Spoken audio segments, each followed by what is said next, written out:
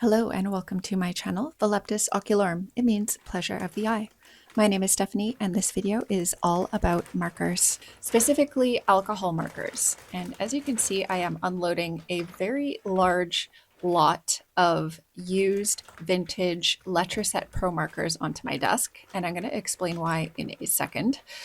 But basically, I have had about 20 Letraset markers in my collection for over 20 years.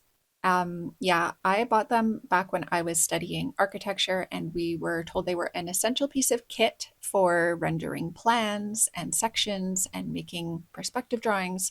I did use them during my degree, but I haven't really touched them ever since.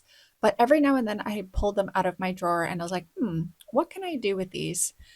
I realized that I probably didn't have the right colors to really make anything meaningful with them. And so I did what any sane, rational person would do and went onto eBay and searched for the largest lot of markers I could possibly find for the lowest price. And I came across this vintage lot of over 160 markers. Now, the person who was selling them did not test them in advance. They basically were like, it's hit or miss. I don't know which ones of these work. I don't know how many of them still have juice left in them, but they were a really good price, so I decided to take a chance. So after I got them, I immediately organized them into a color order that I thought made sense, and I kind of did an inventory. And there are quite a few duplicates of colors, so I'm hoping that even if some of them are dry, there will be enough that have juice left in them that I'll still be able to make something of them. Some of these colors are actually limited edition colors, and they were brought out by Letraset several years ago. But most of these colors are actually continued onto the new line of Pro Markers, which is now owned by Winsor Newton. So once I show you all of the swatches, after I've swatched them all out, you can actually see some of the color names are pretty much the same as they are now. So I think that a lot of these you could still buy if you were interested in trying out Pro Markers, but I didn't want to make a large investment in markers at this stage when I didn't even know if I was going to enjoy using them for landscape sketching. So I thought I would just go for this like really cheap lot of used markers first and see, if I could do anything with them. Here you see the first encounter I had with these markers. Some of them ended up splurting ink all over the page when I opened the lids, and some of them were pretty dry. But I would say overall, maybe 90 to 95% of these markers were still really juicy and still had quite a bit of color in them. Some of the markers that I received, as I mentioned, I got duplicates or even triplicates of some of the really popular colors. So I was lucky that there's not that many that were dried out that I only had one of that color. Most of them I had two or three of those colors, so I have a lot to choose from. But I think what I'm going to try to do is rehydrate some of those really dry markers, because I was reading online that you can actually rehydrate these with isopropyl alcohol. So I'm going to give that a go in another video. For now, let's just pan over the colors slowly so that you can see the colors that I received. And you'll probably recognize some of these color names if you have any Pro Markers yourself. They've dropped the Letraset name, but it's Winsor Newton Promarker now. And the ones I received are all chisel tip with a fine tip on the other end. I know now that Promarker has a brush tip line with a flexible brush nib. Those seem to be really popular with people. I have never personally used a brush tip, but I did receive a couple of markers that had brush tips. For example, this True Blue, and then I think there was a Summer Sun in the yellows that had a brush nib. Those were kind of fun to use, but I actually think I prefer the chisel tip for sketching now that I've done it a little bit more. Now, probably what would have been really useful is if I went over them a couple more times just to show you how well they layer up, but I kind of just wanted to make a couple of lines and see whether they would dry out over use or if they were actually juicy. So this is the first image I've made with alcohol markers, and I did use some Posca acrylic markers over top to bring out some highlights and create some details. But After I worked on this, I thought, these are really, really fun to use. Like, actually, they layer really beautifully. And I was using as my inspiration this calendar that I got. It was my 2025 desk calendar. And it's by an artist named Angie Rook, who practices nearby me in Somerset in Glastonbury. So I thought it would be interesting to go month by month and do one drawing per month using alcohol markers and then maybe a few other little bits and bobs over top. I'm working in this Ohuhu marker sketchbook. It is a square format. I think it's 8 by 8 inches. It's still available on Amazon, but they do actually have a newer version, which is completely bleed proof. As you can see on the page on the left hand side, this one's not quite completely bleed proof, and it does come with a plastic or rubber sheet that you put behind while you're working to make sure that your colors do not bleed through onto the next page. So the first thing I'm doing in this image is just sketching in some of the structural lines, including the roads, the walls, the buildings, some of the major planted elements, clumps of trees, and some of the distant background walls along the edges of the hills. This is taken from a place in Devon. Devon is a beautiful county in southwest England. My husband and I go there all the time, especially because it has some gorgeous coastal walks, but it also has these really dramatic hills, tons of country lanes. So you do have to be quite confident while you're driving. But after 4 years of living and driving all over the countryside here, I feel we have earned our place in the driving on the opposite side of the road plus driving on country lanes badge of honor.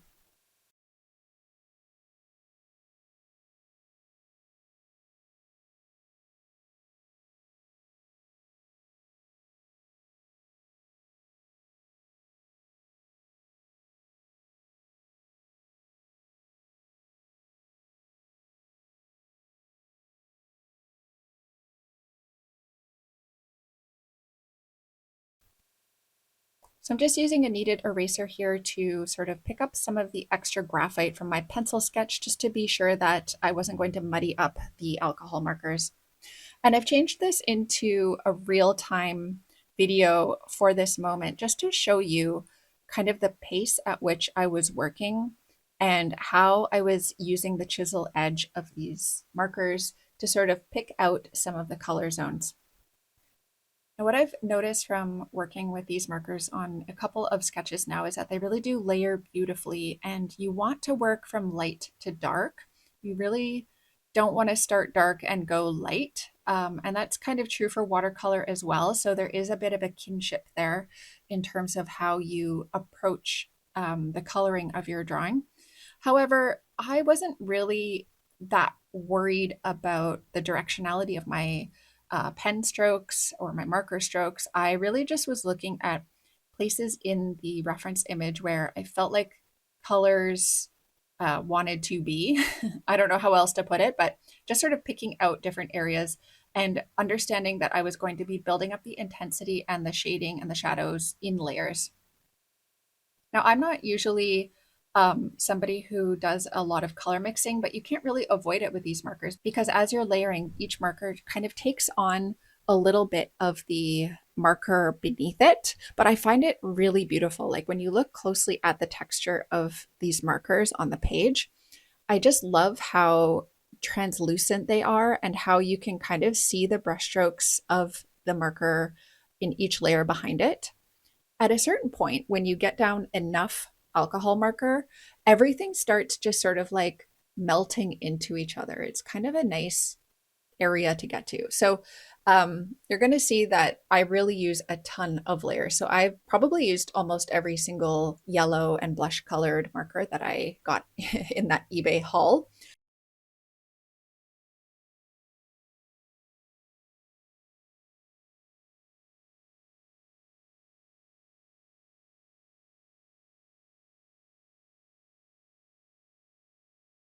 And now I'm going into the sky with some blush color, a little bit of this like shadowy purple color, and then just scribbling in this sky blue color.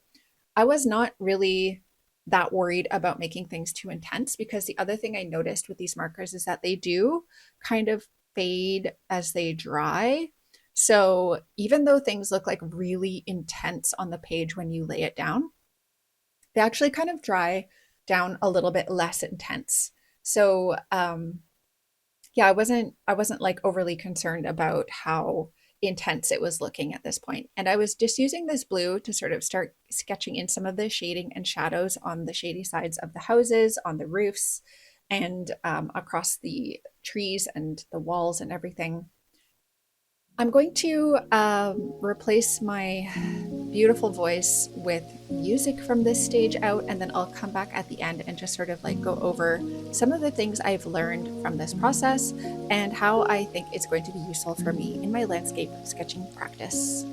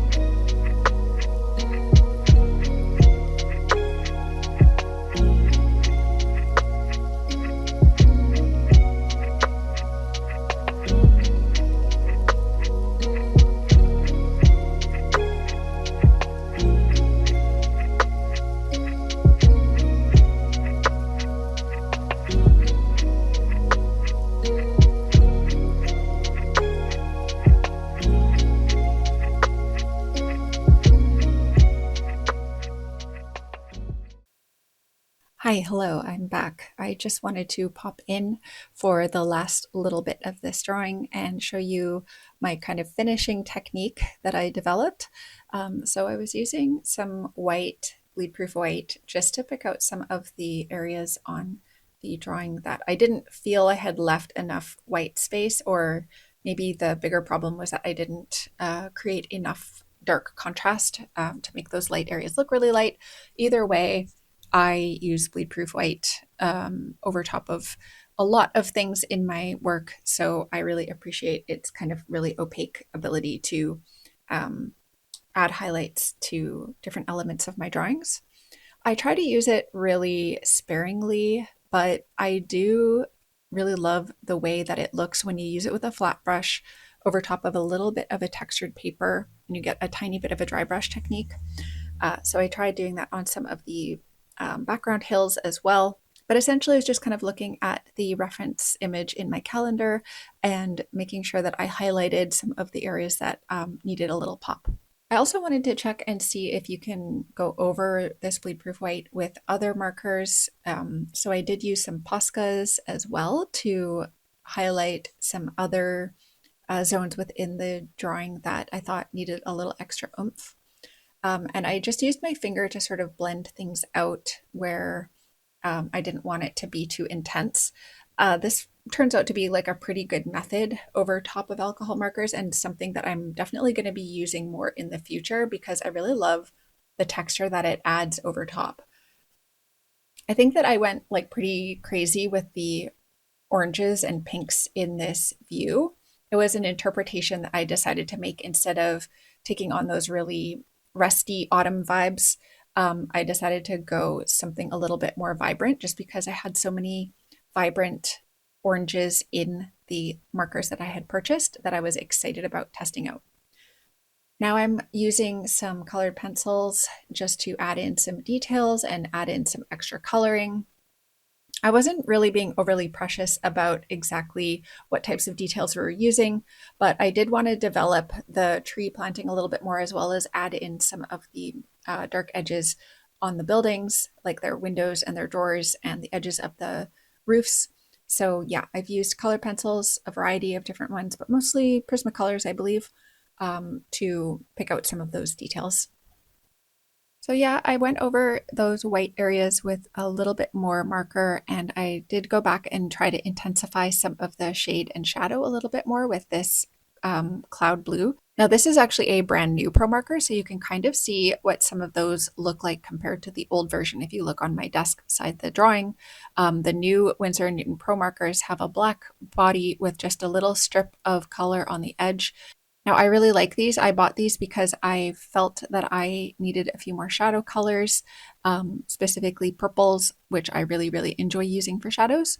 So that's why you see a couple of those new ones over off to the side. So as we come to the end of this video, I just wanted to show you kind of the result, and you can very visibly see the marker brushstrokes in my image, and that is an effect that I really enjoy, and I think that it's extremely beautiful.